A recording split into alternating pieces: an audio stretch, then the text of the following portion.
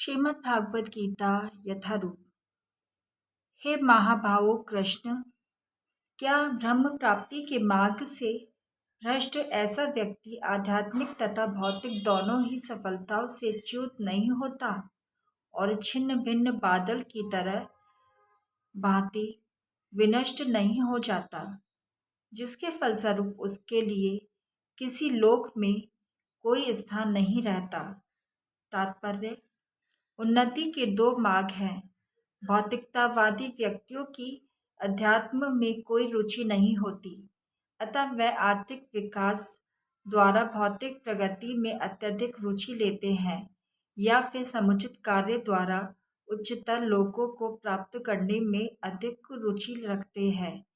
यदि कोई अध्यात्म के मार्ग को चुनता है तो उसे सभी प्रकार के तथाकथित भौतिक सुख से विरक्त होना पड़ता है।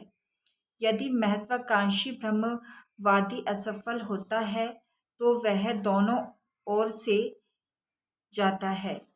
दूसरे शब्दों में, वह ना तो भौतिक सुख भोग पाता है, ना आध्यात्मिक सफलता ही प्राप्त कर सकता है।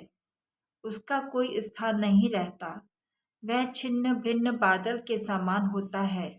कभी कभी आकाश में एक बादल छोटे बादल खंड से विलग होकर एक बड़े खंड से जा मिलता है, किंतु यदि वह बड़े खंड से नहीं जुड़ पाता तो वायु उसे बहा ले जाती है और वह विराट आकाश में लुप्त हो जाता है।